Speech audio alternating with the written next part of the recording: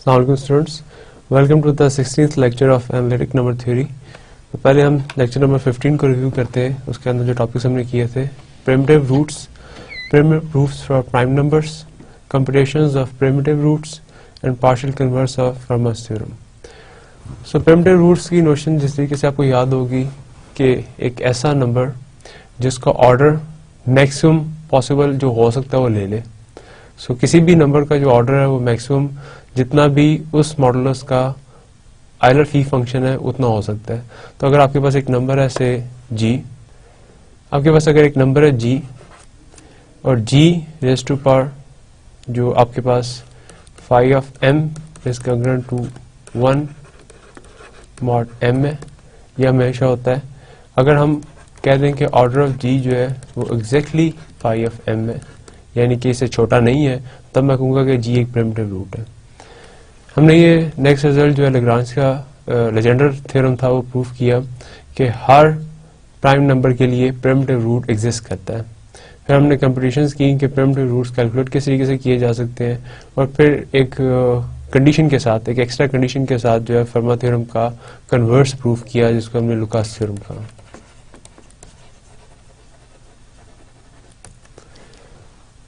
आज का जो हमारा टॉपिक है उसके अंदर पहले हम एक छोटा सा ये रिजल्ट प्रूफ करते हैं और फिर हम फर्दर जाएंगे, और हमारी आज की जो टॉपिक की कंटिन्यूशन है वो प्रिमिटिव रूट्स की है।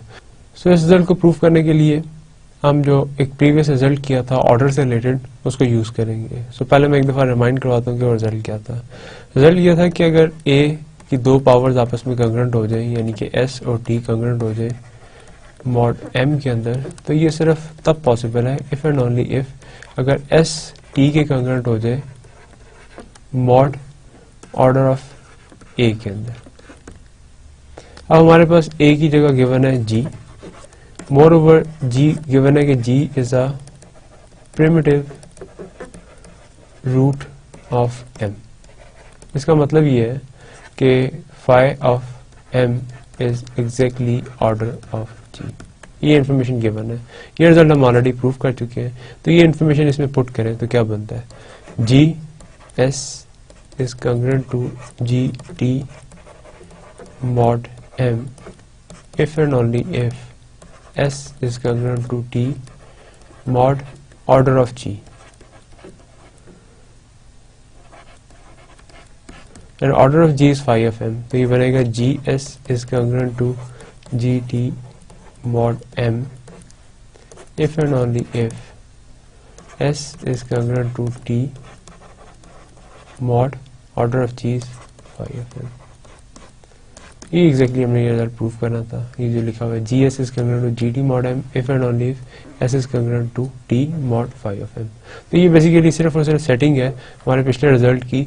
इस पर्टिकुलर केस के अंदर की जो हमारे पास नंबर गिवन है a, ये प्रिमिटिव रूट है। तो प्रिमिटिव रूट है तो उसका मतलब है कि इसका ऑर्डर phi of m होगा। तो सिर्फ वो पुटिंग की तो मेरे पास आंसर आ गया। नेक्स्ट हमारे पास है ये प्रूफ करना है कि g s congruent 1 mod m क्यों होगा if and only if phi of m divide कर दे s को। तो वैसे हमें पता है कि आपके पास जो सिंपल नंबर गिवन हो जो कि प्रिमिटिव ना हो, तो उस केस के अंदर जो भी ऑर्डर होगा वो इसको डिवाइड करता है s को, अगर g s congruent to 1 mod m हो जाए। लेकिन g जो है हमारे पास प्रिमिटिव रूट है, इसका मतलब है कि मैक्सिमम इसने अटेन कर लिया। तो अब उसकी बेस के ऊपर ये पिछले की एप्लीकेशन है छोटी सी, उसको अप्लाई करते हैं। तो हम ये प्रूफ करना चाहते हैं कि g s is congruent to 1 mod m if and only if phi of m divides s। so ये रिजल्ट को हम इस तरीके से लिख लेते हैं, g s is congruent to g0 mod m। इधर आपके पास s वैसे गिवन है और t की वैल्यू 0 है। तो ये कब पॉसिबल है, if and only if s is congruent to t mod Euler phi function of m। t की वैल्यू 0 है, इसका मतलब है it is possible if and only if s is congruent to 0 mod phi of m। ये कब मुमकिन है, if and only if phi of m divides s। तो ये हमने प्रूफ कर दिया कि g of s is congruent to 1 mod m if and only if phi of m divides s। तो ये जो हमारे पिछले रिजल्ट थे उनकी बड़ी सिंपल सी एप्लीकेशन थी। अब हम फर्दर जब जाएंगे प्रॉपर्टीज देखने के लिए प्रिमिटिव रूट्स की, तो सबसे बुनियादी क्वेश्चन ये है कि प्रिमिटिव रूट्स का फायदा क्या है। अगर हमारे पास एक प्रिमिटिव रूट आ जाता है तो हम उसे किस मकसद के लिए बाकी नंबर्स के रिलेशन में यूज कर सकते हैं। तो हम अब जो नेक्स्ट रिजल्ट करेंगे वो यही होगा कि अगर आपके पास प्रिमिटिव रूट आ जाए तो जितने नंबर्स भी किसी मॉडुलो m से रिलेटिवली प्राइम होते हैं उन सब के बारे में आपके पास इंफॉर्मेशन आ जाएगी। तो अगर आपको याद हो तो हमने एक नोशन पढ़ी थी रिड्यूस रेजिड्यू सिस्टम की। सो रिड्यूस रेजिड्यू सिस्टम क्या था? वो सिस्टम जिसके अंदर हर नंबर m के साथ रिलेटिवली प्राइम हो और उनकी तादाद एग्जैक्टली 5 ऑफ m हो, आयलर फ्री फंक्शन जितने एलिमेंट्स हो, तो जितने एलिमेंट्स भी m से पीछे पड़े हो और उसके साथ रिलेटिवली प्राइम हो वो उसका रिड्यूस रेजिड्यू सिस्टम बनाते हैं। अब हमारा यहाँ क्लेम ये है कि the set g square g 5 of m is a reduce residue system modulo m if and only if g is a primitive root of m। ये हमने प्रूव करना है। हम ये कंसिडर कर लेते हैं, सपोज एक साइड प्रूव करते हैं इस सेक्शन के अंदर। Suppose g square up to g 5 of m is a reduced residue system। reduced residue system की डेफिनेशन क्या है कि each g i का m के साथ GCD 1 होना चाहिए for all i's। So i range कह रहे हैं 1 से लेके 5 ऑफ m तक, इन सब के लिए इनका GCD 1 होगा। और कोई भी दो नंबर आपस में इनकंग्रुएंट होंगे, यानी कि कोई भी दो नंबर आपस में कंग्रुएंट नहीं हो सकते। दिस मीन्स कि all gi's are not congruent to g raised to power 5 of m mod m and I is from 1 to strictly less than 5 of m, क्योंकि इस नंबर से पीछे जितने पड़े हुए हैं वो इससे कंग्रुएंट नहीं होंगे। बाकी सारे g की पावर्स चल रही हैं, तो g raised to power 5 of m इसका मतलब है क्या हो जाएगा? दिस मीन्स कि 5 of m is the order of g। क्योंकि रेपिटेशन नहीं हो सकती, तो 5 of m अगर पीछे आ जाएगा तो उस जगह 1 आएगा, अगली पावर फिर g होगी, तो g और g आपस में कंग्रुएंट हो जाएंगे। ये मुमकिन नहीं है। इसका मतलब है कि सिर्फ यही नंबर है जो कि कंग्रुएंट टू 1 हो सकता है और इससे पिछली कोई भी पावर नहीं हो सकती। तो इसका मतलब है कि ये लीस्ट ऐसा नंबर है जो g के ऊपर आने से वो कंग्रुएंट आ रहा है 1 मॉड के। तो इसका मतलब है कि 5 of m is the order of g। This means g is a primitive root of। अगर g एक primitive root है, this implies the order of g is equal to 5 of m and order of g is the least number such that g raised to power 5 of m is congruent to 1 mod m। ये सबसे least number है। इसका मतलब ये हुआ कि सारे के सारे जी आई कंग्रुएंट नहीं है जी 5 ऑफ m के मॉड m के अंदर, क्योंकि ये ऑर्डर है और ऑर्डर कंग्रुएंट होगा 1 के, और कोई भी नंबर जो कि ऑर्डर से कम पड़ा हो वो कंग्रुएंट नहीं हो सकता 1 के, क्योंकि फिर वो ऑर्डर की डेफिनेशन को वायलेट कर देगा। इसका मतलब है पीछे जितने भी पड़े हुए सारे के भी सारे इनकंग्रुएंट है। इसका मतलब ये हुआ कि this set g up to g raised to power 5 of m has phi of m elements in the set। पहली बात ये। दूसरी बात ये कि क्या है, हर एक एलिमेंट भी इंडिपेंडेंटली रिलेटिवली प्राइम है m के साथ। तो if g is primitive root, तो प्रिमिटिव रूट की डेफिनेशन के अंदर सबसे बुनियादी चीज ये है कि g का m के साथ GCD 1 होना चाहिए।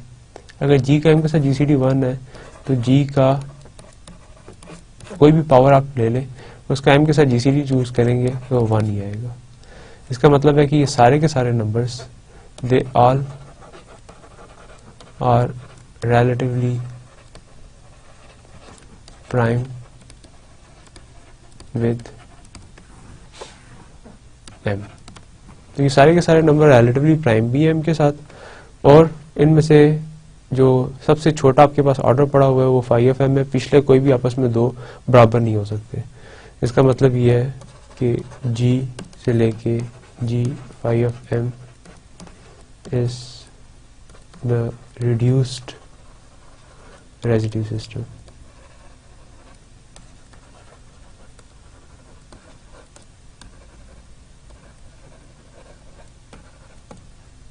which concludes this theorem।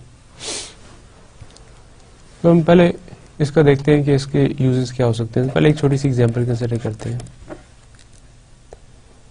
हमारे पास m की वैल्यू है 7।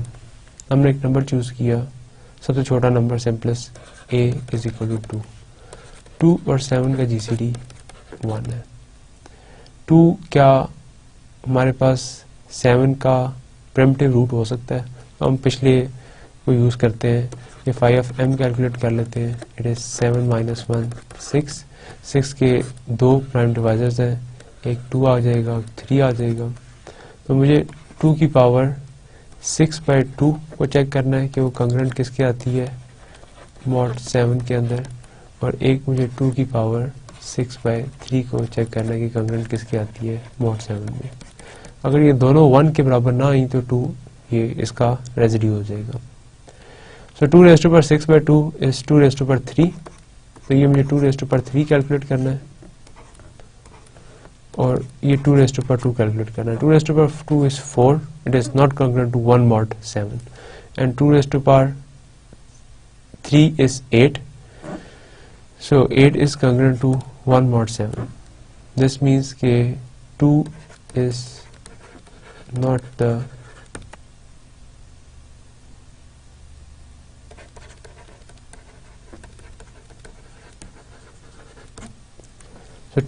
primitive root।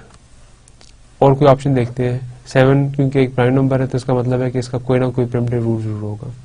हम 3 चूज करते हैं, तो 3 के लिए भी मुझे ये दो नंबर ही चूज करने हैं क्योंकि 5 हम यही आ रहा है और डिवाइजर इसके साथ 2 ही है।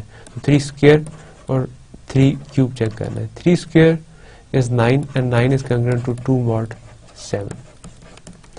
देन 3 क्यूब इज 9 3 is 27, और 27 में से 7 4 is 21, 7 3 is 21, so it is 6 mod 7। so 3 की दोनों powers p of m cube they are not congruent to 1 mod 7। इसका मतलब है कि 3 is the primitive root of 7। तो पहले तो हमने एक प्रिमिटिव रूट निकाल लिया। पहला हमने चेक किया एक एग्जांपल मिल गई जो प्रिमिटिव रूट नहीं हो रहा, अब एक कंसिडर की वो एक प्रिमिटिव रूट हो रहा है। अब मैं 3 की जो पावर्स हैं वो लिखना शुरू कर देता हूँ 5 of m तक। 3 देन 3 स्क्वायर, 3 क्यूब, 3 4, 3 5 एंड 3 6। क्योंकि मेरे पास 5 of 7 जो कि 5 of m था वो 6 आ रहा है, तो मैंने 3 की पावर 1 से, सो ये लिखा हुआ है g, ये g square, g cube up to g raise to power 5 of m, तो सारी लिख ली। अब ये जो नंबर है ये रिड्यूस रेजिड्यू सिस्टम बना रहा है, हमने लास्ट प्रूफ किया। एक मिनट के लिए एक दफा सिर्फ कैलकुलेट करके देख लेते हैं कि ये एलिमेंट्स वाकई वही बन रहे हैं। 3 square, 3 cube, 3 4, 3 5 and 3 6 mod m के अंदर हमने देखने हैं, और मॉड m के अंदर हमारे m की वैल्यू 7 है। सो पहला नंबर तो 3 आ जाएगा। दूसरा नंबर 3 स्क्वायर है। 3 स्क्वायर का मतलब 9 है, 9 का मतलब 7 के अंदर 2 आ जाएगा। बाकी मैंने 3 क्यूब निकालना है, तो 3 क्यूब को मैं ऐसे लिख सकता हूँ 3 स्क्वायर इंटू 3। सो 3 स्क्वायर इंटू 3 स्क्वायर बराबर हो गया 2 के, तो 2 इंटू 3 विच इज 6 मॉड 7, तो ये 6 आ गया। 3 रेज़ टू पावर 4 को मैं लिख सकता हूँ 3 क्यूब 3 को मैंने किया 6 के बराबर और ये है 3 के बराबर, तो 6 3 ज़र 18, 7 2 ज़र 14, ये 4 आ गया mod 7। तो ये वैल्यू 3 4 4 के बराबर है। 3 5 कैलकुलेट करना है, तो 3 5 इज 3 पावर 4 इंटू 3, ये बराबर 4 के, 4 3 ज़र 12, बाकी बचा 5 mod 7, तो ये 5 आ गया। और 3 की पावर 6 है, क्योंकि ये प्रिमिटिव रूट है तो ये यकीनी तौर पे 1 होगा। मैं एक बार इसको 3 5 और 3 करता हूँ, तो ये आपके पास आ जाएगा 3 5 5 के बराबर आया, ये लास्ट कैलकुलेट किया है, और into 3 15, and 15 is considered to 1 mod 7, ये 1 आ गया। अब ये आपके पास सारे के सारे नंबर जो कि 7 से कम है और जिनका GCD 7 के साथ 1 है, ये सारे के सारे वो लिखे हुए हैं, यानी कि 7 से नीचे जितने भी रिलेटिवली प्राइम नंबर्स हैं वो सारे लिखे हुए हैं, 1 2 3 4 5 6। अब जो काम भी आपने 5 के साथ करना है, तो बजाय 5 के साथ करने के 3 रेज़ टू पावर 5 के साथ करें, क्योंकि 3 आपको पता है कि प्रिमिटिव रूट है। तो अगर एक एलिमेंट के ऑर्डर का पता है तो उसकी हर पावर के ऑर्डर का पता है। मिसाल के तौर पे अब मैं 5 का ऑर्डर देखता हूँ कि 5 का ऑर्डर किसके बराबर है। What is the order of 5 in 7? So order of 5 is exactly equal to order of 3 raised to power 5, and order of 3 मैंने लास्ट लेक्चर में जो किया था उसको जरा रिवाइज साथ कर रहे हैं। तो ऑर्डर ऑफ 3 इधर 6 आया है, तो order of 3 raise to power 5 क्या आएगा? इट इज 6 ओवर 5 और 6 का GCD, 6 ओवर 1 इट इज 6। तो ऑर्डर ऑफ जो 3 रेज़ टू पावर 5 है वो भी 6 है। इसका मतलब है कि 5 जो है वो एक प्रिमिटिव रूट है। 2 क्यों नहीं हो रहा था देखते हैं। सो 3 स्क्वायर का जो ऑर्डर होगा वही एग्जैक्टली ऑर्डर होगा 2 का, क्योंकि 2 बराबर है 3 स्क्वायर के। 3 स्क्वायर का ऑर्डर क्या होगा? ऑर्डर ऑफ 3 ओवर 2 और ऑर्डर ऑफ 3 का GCD, जिसने हमने लास्ट केस में यहाँ लिया है। सो ऑर्डर ऑफ 3 जो है वो 6 था, और 2 और ऑर्डर ऑफ 3 का जो GCD है वो 2 और 6 का GCD आएगा। इट इज 6 ओवर 2 और 6 का GCD आपके पास आ गया 2, आंसर आ गया 3। तो इसका मतलब है कि ऑर्डर ऑफ 2 इज 3। 3 जो है वो 5 ऑफ 7 नहीं है, इसका मतलब है कि 2 जो है प्रिमिटिव रूट नहीं है, लेकिन मुझे फिर भी 2 के ऑर्डर का पता लग गया कि 2 का ऑर्डर 3 होगा। तो इस तरीके से फायदा इसका ये है कि जितने भी एलिमेंट्स उसके अलावा पड़े हुए थे वो सारे के सारे आपके एक फिक्स प्रिमिटिव रूट की पावर्स हैं। तो अगर आपके पास प्रिमिटिव रूट के ऑर्डर का पता है और प्रिमिटिव रूट के जो पावर्स हैं उनके ऑर्डर का पता है, तो दूसरे लफ्जों में आपको सब नंबर्स के मुतालिक इन्फॉर्मेशन है। तो रिड्यूस रेजिड्यू सिस्टम के साथ हमारा रिलेशन बनाना इसलिए जरूरी था ताकि हम सारे नंबर्स के बारे में सिर्फ और सिर्फ एक नंबर की बेस के ऊपर इन्फॉर्मेशन गैदर कर लें। अब हम जो प्रिमिटिव रूट्स हैं उनकी पावर के ऊपर देख रहे हैं कि हमारे पास क्या पॉसिबिलिटीज हैं। तो अब चीजें काफी क्लियर होती जाएंगी। Suppose G is a primitive root of M, then G raise to power K is a primitive root of M if and only if K और phi ऑफ M जो है वो 1 हो। तो अब सिंपली आपने एक प्रिमिटिव रूट निकाल लिया, पावर्स आपके सामने लिखी हुई है, आप पावर्स को देख के बता सकते हैं कि इनमें से कौन सा प्रिमिटिव रूट होगा और कौन सा नहीं होगा। तो अभी हम दोबारा रिविजिट करते हैं इसको प्रूफ करने के बाद, वो जो हमने एग्जाम्पल किया उसको। सो इसको देखते हैं इसका प्रूफ कैसे आता है। तो suppose G is a primitive root,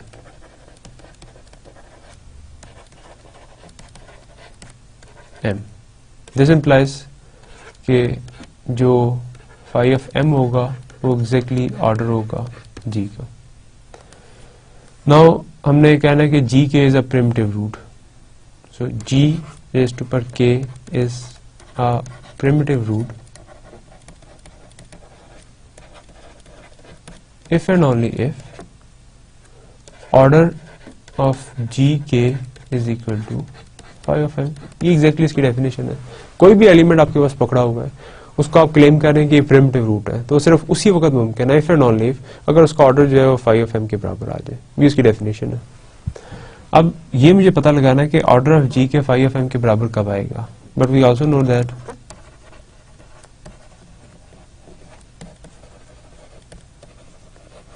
by the result concerning the powers of orders, that order of g power k should be equal to order of g over k और ऑर्डर ऑफ g का GCD इसके बराबर होना चाहिए। तो अगर मैं इस स्टेटमेंट के अंदर ये वाली वैल्यू पुट कर दूं तो ये बनेगा कि g k is a primitive root if and only if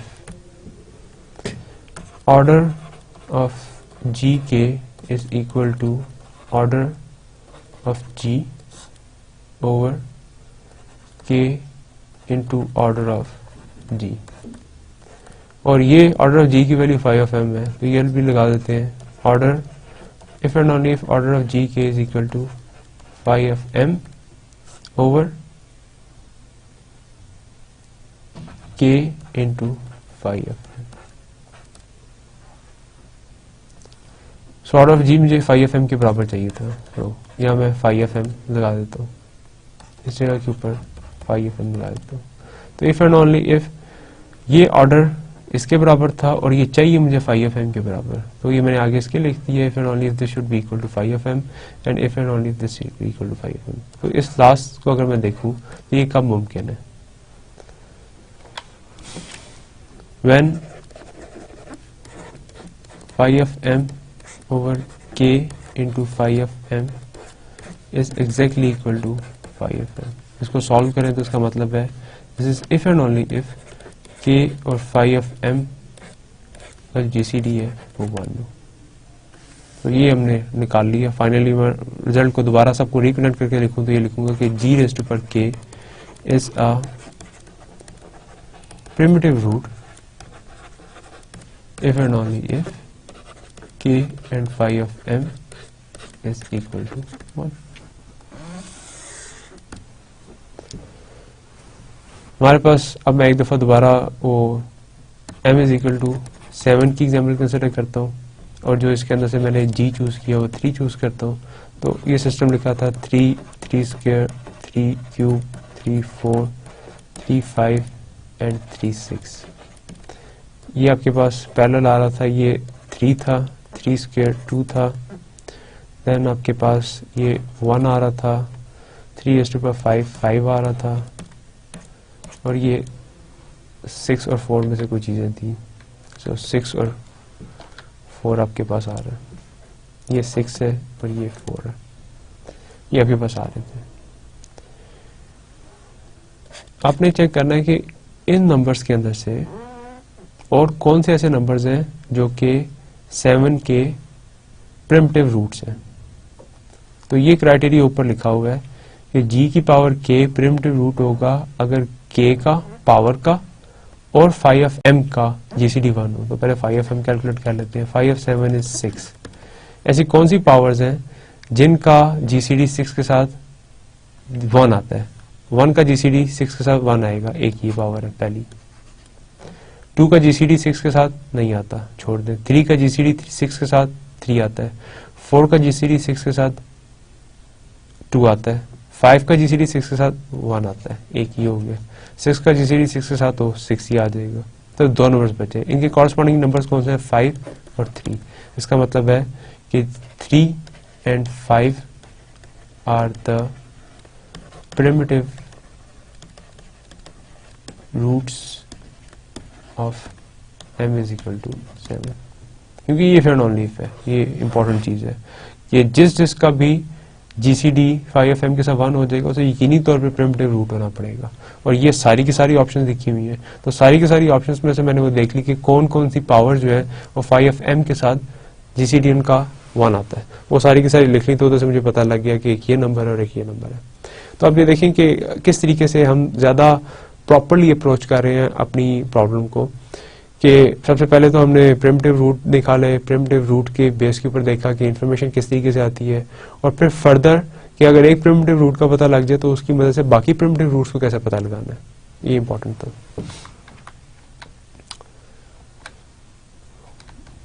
next हमारा क्वेश्चन ये है कि सपोज करें कि आपके पास एक प्रिमिटिव रूट आ गया है, तो आप ये कैसे पता लगाएंगे कि इसके बाकी प्रिमिटिव रूट्स जो है उनकी तादाद कितनी है। सो पहले जिस तरह मैंने 3 एक प्रिमिटिव रूट निकाला, तो अब मुझे कैसे पता लगता कि और प्रिमिटिव रूट्स कितने पड़े हुए हैं। तो वो देखना आसान है प्रीवियस रिजल्ट से, कि अगर आप यहाँ से देखें तो यहीं से इसका आइडिया मिल जाता है कि मुझे g की पावर k वो प्रिमिटिव रूट्स होंगे if and only if k and phi of m are relatively prime. तो मुझे वो सारे नंबर ढूंढने हैं कि जो फाई ऑफ m एक नंबर है उससे रिलेटिवली प्राइम होते हैं। तो देखिए अब उसको फॉर्मुलेट किस तरह किया जा सकता है।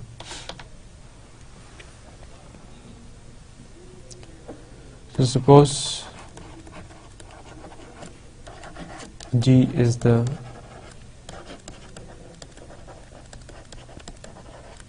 primitive root of m,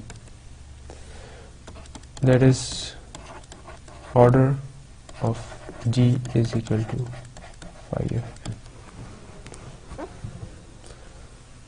अगर ये है तो it is if and only if g square and g raised to power phi of m is the reduced residue system।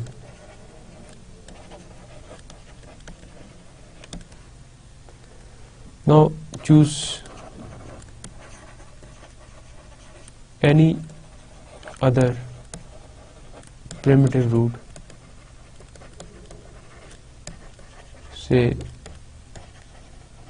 h of m, such that the order of h is also phi of m। So मैंने randomly कोई एक और जो कि primitive root हो सकता था वो चूज कर लिया। अगर प्रिमिटिव रूट है तो उसका ऑर्डर फाई ऑफ m होगा। मोर ओवर इसकी डेफिनेशन ये है कि h का m के साथ जो GCD है वो 1 होना चाहिए। जितने नंबर्स जिनका GCD m के साथ 1 है वो किधर पड़े होते हैं। This means h belongs to the residue system, reduced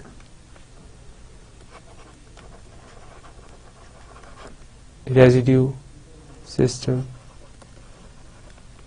of m। लेकिन वो तो ऊपर ये लिखा हुआ है सारे का सारा, ये reduced residue system है। This means h is equal to g power some s for s1 to phi of। तो पहले हमने ये g अगर प्रिमिटिव रूट है तो उसकी बेस के ऊपर सबसे पहला रिजल्ट जो किया है कि वो सारे का सारा बना देगा रिड्यूस रेजिड्यू सिस्टम। फिर एक रैंडमली चूजन h लिया और कहा कि ये भी प्रिमिटिव रूट है। अगर ये भी प्रिमिटिव रूट है तो इसको GCD m के साथ 1 रखना है, इसका रिलेटिवली प्राइम होना चाहिए। अगर रिलेटिवली प्राइम है तो उसे रिड्यूस रेजिड्यू सिस्टम में होना चाहिए, और रिड्यूस रेजिड्यू सिस्टम सारी g की पावर्स है, तो इसका मतलब है कि ये भी g की कोई पावर होगी। अब हमने प्रूफ ये करना है कि इनकी क्वेश्चन ये है कि इनकी तादाद कितनी है। Now SH which is equal to g power s is the primitive root। This implies कि order of h is equal to order of g of s and it should be equal to phi of m। s और m का क्या relation होगा अभी रास proof किया है, if and only if s and phi of m they should be relatively prime, otherwise इसका order जो है वो phi of m नहीं आ सकता। अब अगर ये हो गया तो इसका मतलब ये है कि for all those s such that s और phi of m GCD 1 आ रहे हैं, we have primitive roots। क्योंकि दोनों result if and only if है। अगर प्रिमिटिव रूट है तो उसकी पावर सारे का सारा रिड्यूस सिस्टम बना देंगे, और अगर दूसरा रिजल्ट कि अगर एक प्रिमिटिव रूट है तो उसकी पावर प्रिमिटिव रूट होगी इफ एंड ओनली वो फाई ऑफ एम के साथ रिलेटिवली प्राइम हो जाए। तो हम दोनों को कंबाइन कर रहे हैं, इसका मतलब है कि कोई भी प्रिमिटिव रूट होगा तो वो किसी जी की पावर होगी और वो रिलेटिवली प्राइम भी होगी, किसके साथ, फाई ऑफ एम के साथ। इसका मतलब है कि total count of such as are the count of S such that S and phi of M is equal to 1। अब हम ये थोड़ा सा कंफ्यूजिंग है, इसको ज़्यादा से एक्सप्लेन कर लेते हैं। अगर मैंने केस सारे ढूंढने हो जो n के साथ रिलेटिवली प्राइम हो तो कैसे मैं बता सकता हूँ किसी फंक्शन की फॉर्म के अंदर कि वो क्या होंगे। सो all those k which are relatively prime with n, अगर मैंने उनका काउंट बताना तो वो क्या होगा, that will be exactly phi of n। Phi of n मुझे वो सारे के बताएगा, काउंट बताएगा, सो ये काउंट का निशान है, सच दैट के और एन का जीसीडी 1 हो, तो इस सेट का काउंट बता देगा। अगर मैं एन की जगह फाई ऑफ एन रख दूं तो एस और फाई ऑफ एम कितने ऐसे एस होंगे, तो मुझे यहाँ आ गया कितने ऐसे एस होंगे सच दैट एस और फाई ऑफ एम का जीसीडी 1 हो, इन सेट का काउंट क्या होगा, तो इस n की जगह मेरे पास फाई ऑफ m आ गया, तो it is phi of m। So ये मुझे काउंट चाहिए था कितने ऐसे हैं जिनको फाई ऑफ m से करते हैं, तो they are exactly phi of m। इतने इसके मेरे पास प्रिमिटिव रूट्स पड़े होंगे किसी भी m के। एग्जांपल्स कुछ देखते हैं।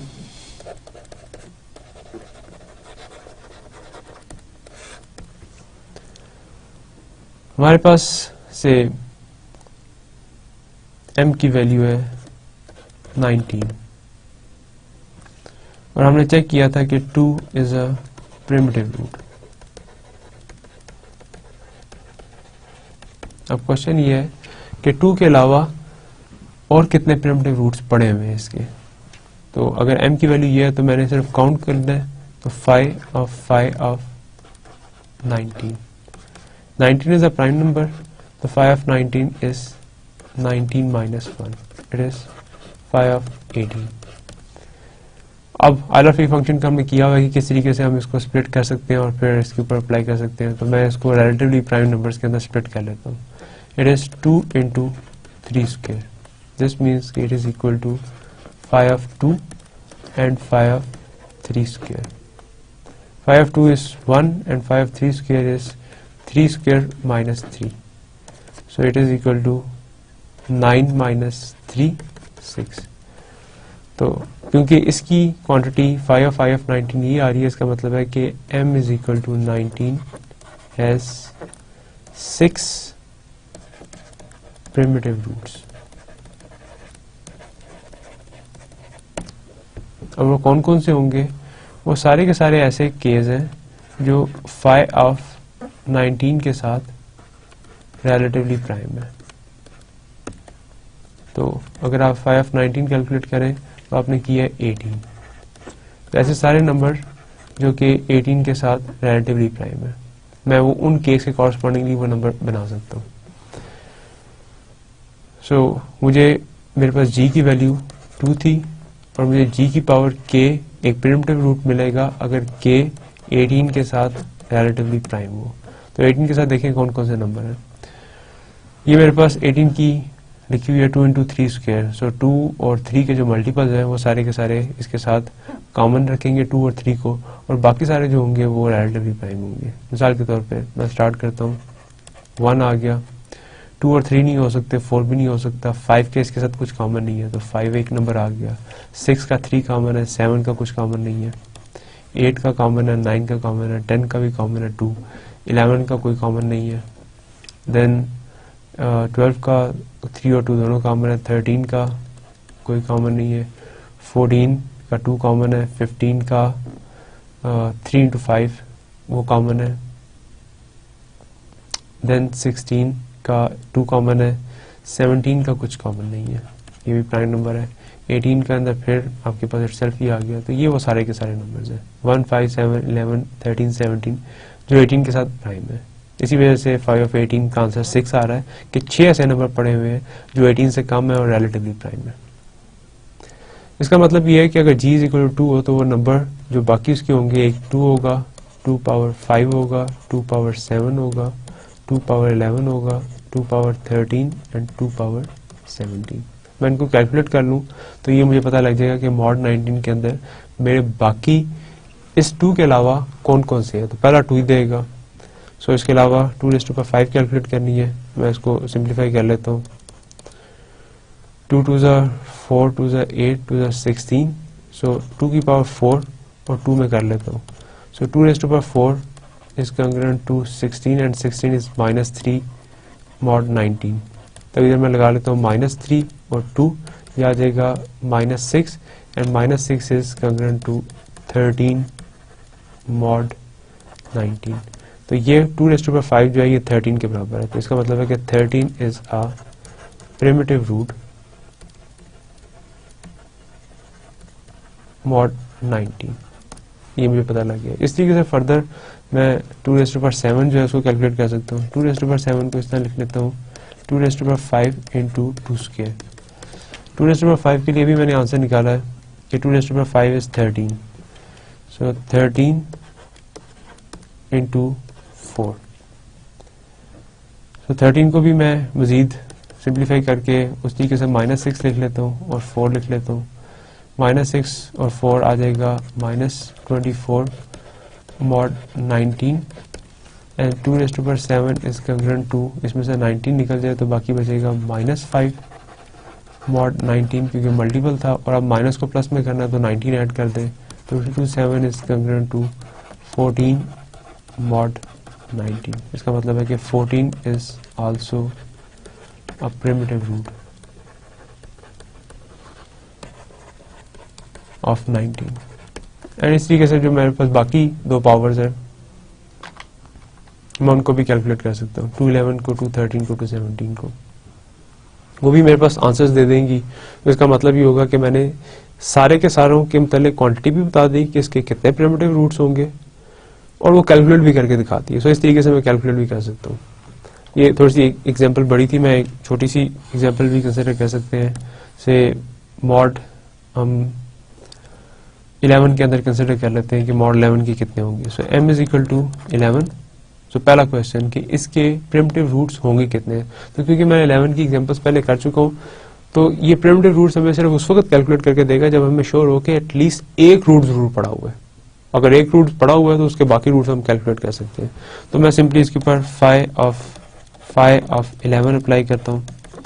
phi of 11 is 11 minus 1 which is phi of 10 and 10 is phi of 2 into phi of 5। 2 का 1 आ गया और 5 का फिर 4 आ गया, तो इसका मतलब है कि इसके 4 प्रिमिटिव रूट्स हैं। एक का मुझे पता है कि 2 इसका प्रिमिटिव रूट है। अब बाकी कितने होंगे, ऐसे सारे के जो phi of 11 के साथ जिनका GCD 1 हो, तो phi of 11 का 10 आ रहा है। ऐसे सारे के कौन से हैं जिनका 10 के साथ GCD 1 है, तो 2 और 5 की मल्टीप्लिकेशन है तो 1 आ जाएगा, 3 आ जाएगा, 4 के साथ नहीं आएगा, 5 नहीं आएगा, 6 नहीं आएगा, 7 आ जाएगा, 8 2 आ गया नहीं आएगा, 9 आ जाएगा, इसका मल्टीपल है एंड सो ऑन। तो ये 4 एलिमेंट्स हैं। तो मेरे पास 2 पावर 1, 2 पावर 3, 2⁵7 एंड 2⁵9 ये मैंने कैलकुलेट करना है कि किसके है। तो ये 2 के ही है, तो पहला तो आपके पास वही आ गया। देन 2 क्यूब है, अगला 8 आ गया मॉड 11 क्योंकि ये रिड्यूस फॉर्म में है। 7 को कैलकुलेट करना है तो 7 को 2 इंटू 3 इंटू 2 इंटू 3 एंड 2 लिख लें। सो ये आपके पास आ जाएगा 8, 8 एंड 2 मॉड 11। सो आपके पास ये आ गया 8 2 16, 16 मॉड 5 11 के अंदर 5 दे देगा,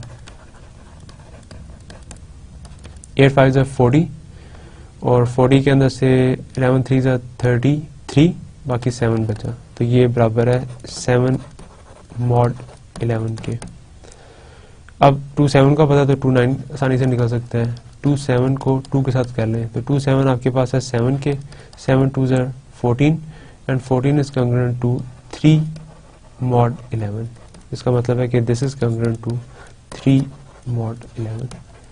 तो पहला आंसर ये भी इसने दे दिया कि m इज इक्वल टू 11 के 4 एग्जैक्टली प्रिमिटिव रूट्स होंगे, और कैलकुलेशंस के साथ मैंने वो भी बता दिया कि वो रूट्स कौन कौन से होंगे, 2 8 7 और 3।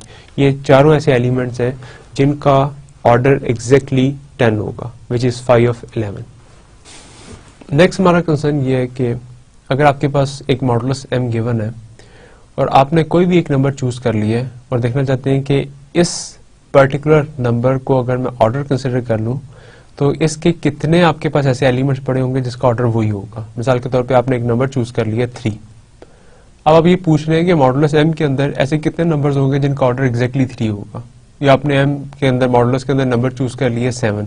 तो आप कहते हैं कि मुझे वो सारे के सारे एलिमेंट्स के मुतालिक इन्फॉर्मेशन चाहिए जिनका ऑर्डर एग्जैक्टली 7 होगा। तो हमारा जो नेक्स्ट रिजल्ट है वो इससे रिलेटेड है, लेकिन ये बेस कर रहा है प्रिमिटिव रूट के ऊपर कि हम ये सिर्फ और सिर्फ उन नंबर्स के मॉडुलस के लिए कंसिडर कर रहे हैं जिनके प्रिमिटिव रूट एग्जिस्ट करते हैं। तो ये बड़ा इंपॉर्टेंट है, अदरवाइज हम नहीं बता सकते, बड़ा मुश्किल है सबके मुतालिक बताना। लेकिन प्रिमिटिव रूट अगर मिल जाए तो क्योंकि सारे के सारे एलिमेंट्स के मुतालिक इन्फॉर्मेशन आ जाएगी, तो फिर हम बता सकते हैं कि कौन सा एलिमेंट कितने ऑर्डर के। अब देखें इसकी सपोजिशन क्या है। हम सपोज करें कि जी एक प्रिमिटिव रूट है m का, यानी कि m के पास प्रिमिटिव रूट्स हैं, 8 की तरह का नहीं है। जैसे 8 की हमने एग्जांपल देखी थी कि 8 का कोई भी प्रिमिटिव रूट नहीं है। तो ये वो वाले हैं जिनके प्रिमिटिव रूट है, और d कोई भी पॉजिटिव डिवाइजर है इस 5 of m का। सो m की आप LFI फंक्शन अप्लाई करें, उसका डिवाइजर है। अब हम कहते हैं कि g raise to power k has order d। मैं एक एलिमेंट बता रहा हूँ कि वो कौन सा होगा g, क्योंकि सारे के सारे एलिमेंट्स, ये तो क्लियर है कि अगर उसका प्रिमिटिव रूट पड़ा हुआ है तो सारे के सारे एलिमेंट्स g की पावर्स में होंगे। तो हम कोई एक एलिमेंट पकड़ के कह रहा हूँ कि इसका ऑर्डर d होगा modulo m if and only if k is of the form this. अगर k की वैल्यू आपने ऐसी लगाई होगी तो उसका ऑर्डर एग्जैक्टली d निकलेगा, वेयर j और d जो है वो रिलेटिवली प्राइम है। तो मैं ये भी बता रहा हूँ कि एग्जैक्टली कितने एलिमेंट्स होंगे जिनका ऑर्डर d होगा। तो मैं जो भी आपने नंबर चूज किया होगा d, उसका IRFE फंक्शन ले लूंगा। तो जो भी आंसर आएगा मैं कहूंगा कि इस मॉडुलस के अंदर ऑर्डर d के एग्जैक्टली इतने एलिमेंट्स हैं। मिसाल के तौर पे आपने कहा कि जी इस मॉडुलस में ये सारी सपोजिशंस ठीक हो रही हैं, बताएं ऑर्डर 6 के कितने एलिमेंट्स हैं। तो ऑर्डर 6 d की वैल्यू 6 आ गई। मैं 5 of 6 कैलकुलेट किया, 5 of 6 इज 2। दो ऐसे नंबर हैं जो कि 6 के पीछे पड़े हुए हैं, रिलेटिवली प्राइम है। तो इसका मतलब है कि दो सिर्फ ऐसे एलिमेंट्स होंगे जिनका ऑर्डर एग्जैक्टली 6 होगा, अगर ये बाकी सारी सपोजिशंस ट्रू हो रही हो। देखिए आप इसको किस तरीके से प्रूव कैसे करते हैं, और फिर हम अप्लाई करते हैं एक्सरसाइजेस के ऊपर। Suppose g is a primitive root of m, so this means that order of g is exactly equal to 5 of m, and d is a positive divisor of 5 of m, so d divides 5 of m। ये हमारी supposition है। Then g has ordered this one, तो g का order देखते हैं क्या आता है। अगर order of g 5 of m है, then order of gk is what? So order of gk is order of g over k, और order of g का gcd आ गया। order of g आपके पास गिवन है ये 5 of m है, क्योंकि g जो है वो प्रिमिटिव रूट है। तो ये हेल्प मिल गई कि ये इसके ऑर्डर का हमें पता है। और इधर आपके पास नीचे आ गया k एंड 5 of m, ये आ गया। अब वो कहते हैं कि इसका ऑर्डर d होगा। सो अज्यूम कर लें कि इसका ऑर्डर d है। If and only if k is of the form, k कैसा होगा वो हम देखते हैं। तो हम ये कह रहे हैं कि सपोज कर रहे हैं कि ऑर्डर ऑफ g के जो है वो d है। ये कब होगा? If and only if 5 of m over d is equal to k into 5 of m। So इस इक्वालिटी से मैंने d को इधर ले गया और k 5 of m को उस साइड के ऊपर ले गया। इसको करने का मकसद ये था कि दोनों साइडों के ऊपर मेरे पास रिलेशन आ जाए 5 of m के साथ। अगर आप इसकी डेफिनेशन देखें k और phi of m के GCD की, तो इसका मतलब ये है कि वो k को भी डिवाइड करता है, phi of m को भी डिवाइड करता है और सबसे बड़ा डिवाइजर है। ये phi of m by dr है। phi of m by d जो है ये डिवाइजर है phi of m का, ऑब्वियस है। लेकिन अगर इसका GCD क्या आ रहा है तो इसका मतलब है कि phi of m by d also divides k. So there exists some j, मैं क्योंकि j यूज किया तो मैं ये यूज करूंगा। There exists some j from integers such that k is equal to phi of m by d, एक पूरा number है और साथ j आ रहा है, उसका मल्टीपल है। ये इस फॉर्म का होगा।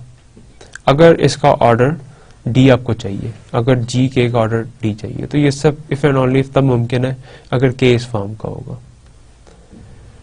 मोर ओवर अब आपने कंसिडर करना है कि अब हमने जो k की वैल्यू निकाली है, ये जो हमारे पास ओरिजिनल रिलेशन था इसमें सब्स्टिट्यूट करके देखते हैं कि हमारे पास क्या चीज आ रही है। तो ओरिजिनल रिलेशन हमारे पास था phi of m by d बराबर है k और phi of m के GCD के, और हमने कहा कि अगर g k का ऑर्डर हमें d चाहिए तो ये इफ एंड ओनली इफ तब पॉसिबल होगा अगर k इस टाइप का होगा j और d का। मैं इसके अंदर इसकी वैल्यू रखता हूं तो ये आ जाएगा phi of m by d is equal to j phi of m by d and phi of m। ये आपके पास आ गया। अब phi of m इसको डिवाइड कर रहा है क्योंकि मल्टीपल है, और phi of m जो है ये इसके अंदर से हिस्सा इसका पड़ा हुआ है क्योंकि phi of m को भी कम किया हुआ है, तो phi of m ऑब्वियस है multiple of phi of m by d। ये इक्वल टू इसके कब आएगा? j के लिए आपके पास क्या पॉसिबिलिटीज हो सकती हैं? अगर j आपके पास ऐसा नंबर आ गया है सच दैट कि j और d के अंदर कुछ कॉमन है, से इसका नाम रख लेते हैं t, तो t कैंसिल हो जाएगा इधर से भी और इधर से भी।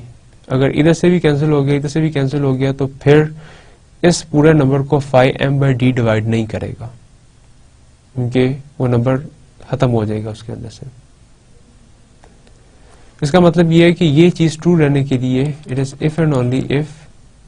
सो एक दफा हम इसको फिर दोबारा कंसिडर करते हैं कि अगर मैं j और d के अंदर से कुछ कॉमन ले लूंगा तो phi of m by d इसमें से एक चीज जब कैंसिल हो जाएगी तो आंसर बहुत बड़ा हो जाएगा phi of m by d के इस पर। तो इसका मतलब है कि उसमें से common phi of m by d से ज्यादा निकाला जा सकेगा, लेकिन मुझे ज्यादा नहीं चाहिए, मुझे एग्जैक्टली k और phi of m का जो GCD है वो ये चीज चाहिए। तो इसके लिए मैक्सिमम मैं j और d को ये ऑप्शन दे सकता हूँ कि ये d किसी तरीके से कैंसिल ना हो, क्योंकि अगर ये d कैंसिल हो गया तो फिर ज्यादा बड़ी चीज कॉमन निकाली जा सकती है, यानी कि ऐसा ज्यादा बड़ा नंबर मिल सकता है जो दोनों को डिवाइड करेगा। तो मुझे ऐसा नहीं चाहिए, मुझे exactly phi of m by d चाहिए। तो मेरी रिस्ट्रिक्शन ये होगी कि j और d जो है उनका GCD 1 आए। ऐसे कितने नंबर्स हैं? How many j's such that कि j और d का GCD 1 हो, they are exactly phi of d। तो इसका मतलब ये हुआ कि दोनों कंडीशन मेरे पास आ गई कि order of g k will be d if and only if जो मेरे पास ये वाला नंबर है k is of the form j into phi of m by d and j and d they both should be relatively prime, which concludes the theorem. Example consider करते हैं।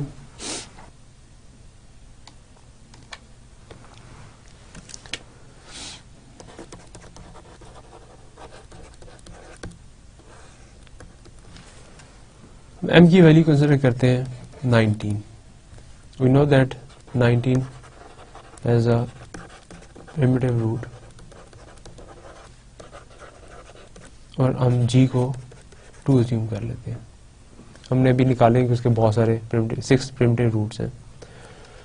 अब मैं question ये पूछता हूँ कि how many elements of order 6 are in m is equal to 19। अगर मैं मॉडुलस 19 कंसिडर करूँ तो ऑर्डर 6 के कितने एलिमेंट्स होंगे और वो कौन कौन से होंगे, ये मेरा क्वेश्चन है। अब मैं थ्योरम को अगर देखूं तो थ्योरम की पहली रिस्ट्रिक्शन थी कि जो भी आप कंसिडर कर रहे हैं उसका प्रिमिटिव रूट होना चाहिए। तो m अगर मैं 19 कंसिडर कर रहा हूँ तो g इज इक्वल टू उसका प्रिमिटिव रूट है। दूसरी कंडीशन ये थी कि जिस d ऑर्डर के मुतालिक आप पूछ रहे हैं वो डिवाइजर होना चाहिए फाई ऑफ m का। तो मैंने 6 के मुतालिक पूछ रहा हूँ और फाई ऑफ m क्या है, फाई ऑफ 19 एंड 19 क्योंकि प्राइम है तो इट इज 19 माइनस 1 18। क्या 6 18 को डिवाइड करता है? यस, 6 3 आर 18, ये भी ट्रू हो गया। अब अगर ये दोनों चीजें ट्रू हो गई हैं तो वो कहता है कि अब इसका आंसर लास्ट थ्योरम से दिया जा सकता है और वो आंसर ये है कि g raise to power k has order d if and only if k is of the form j into phi of m by d और j की वेरिएशन ऐसी होगी। मैं इसको अपने उसमें कन्वर्ट करता हूँ। Order 2 raise to power k is equal to 6 if and only if k is equal to j, मुझे नहीं पता, फाई ऑफ m की वैल्यू अभी हमने कैलकुलेट की है 18, d इसका डिवाइजर था 6 वेयर j की वेरिएशन d हमारे पास 6 है के साथ 1 होगी। सो ऑर्डर ऑफ 2k 6 होगा if and only if k is equal to 3 into j, इस टाइप का होगा और j 6 के साथ GCD 1 रखना चाहिए। तो ऐसे कौन से एलिमेंट है जिनका 6 के साथ GCD 1 आता है, वो j पहले फाइंड कर लेते हैं।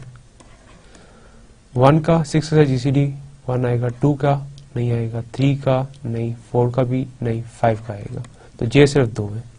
इफ का मतलब if and only if k जो है वो 3 हो और k जो है वो 3 5 15 हो। So order of 2k is equal to 6 if and only if k की ये दो वैल्यू हो। हम k की ये दोनों वैल्यूज कैलकुलेट कर लेते हैं मॉड 19 के अंदर।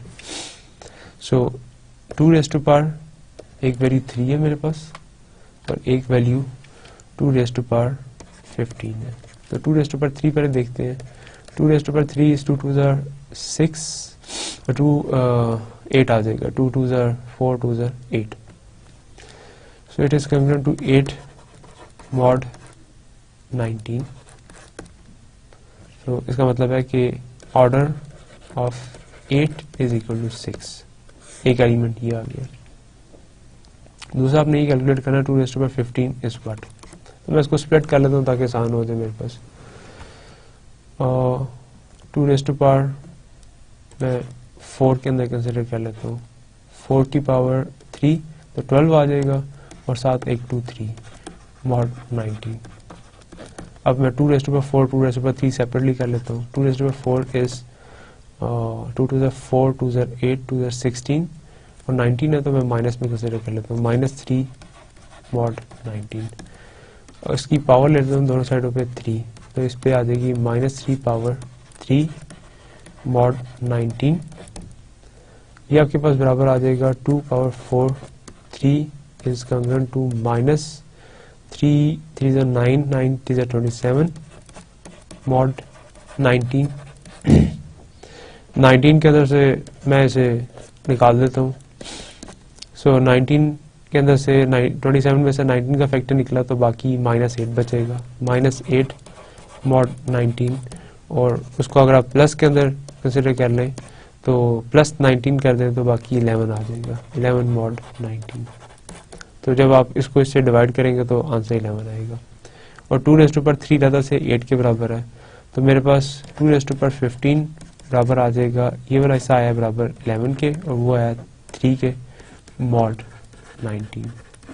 तो ये आ जाएगा 2 raise to power 15 is congruent to 11 इस साइड के ऊपर आ गया, sorry this is 8 so it is 88 mod 19।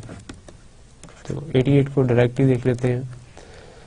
19 के अंदर से 20 टाइम्स 80 आएगा, 4 का में 19 4 76 76 और 4 80 और 88। सो आपके पास यहाँ आंसर आ जाएगा 12 mod 19, तो आपने 88 को डिवाइड किया 19 के साथ, तो 4 टाइम्स 76 और ये आपके पास 12 आ गया। तो एक नंबर आपके पास 12 मिला। तो एक order of 12 is 6 and order of 8 is 6। तो आपने दो एलिमेंट्स भी बता दिए कि कौन कौन से हैं जिनका ऑर्डर एग्जैक्टली 6 होगा, और इनको निकालने से पहले आप क्वांटिटी बता सकते हैं। तो क्वांटिटी कितनी थी? 5 of 6। 5 of 6 is 5 of 2 and 5 of 3, so it is 1 into 2 which is 2।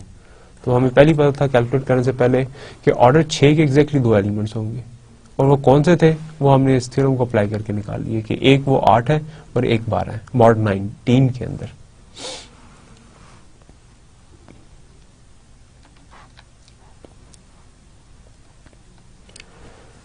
Review करते हैं लेक्चर नंबर 16 का, जो आज हमने किए हैं। पावर्स की हैं प्रिमिटिव रूट्स की।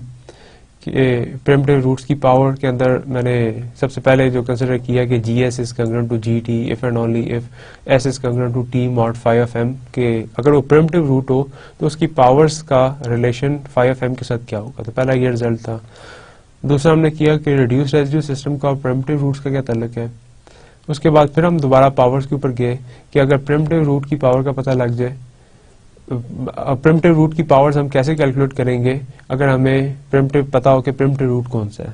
तो अगर एक नंबर के बारे में हम ये डिसाइड कर लेते हैं कि प्रिमिटिव रूट है, तो मुझे उनकी सारी की सारी पावर्स के बारे में इंफॉर्मेशन है।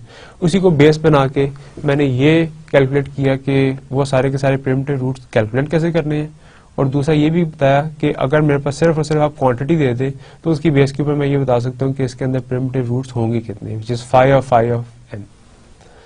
और फिर हमने कहा कि अगर कि खास रिस्ट्रिक्शंस जो है उनको सेटिस्फाई करता है, यानी कि d जो है वो डिवाइजर है 5 ऑफ m का, तो ऐसे सारे एलिमेंट्स के ऑर्डर के बारे में बता सकता हूँ कि कितने एलिमेंट्स होंगे जिनका ऑर्डर वो होगा और वो एलिमेंट्स कौन कौन से होंगे, तो हम ज्यादा स्ट्रांगली बता सकते हैं। इसके साथ ही हम कंक्लूड करते हैं आज का lecture. Thank you very much for your attention.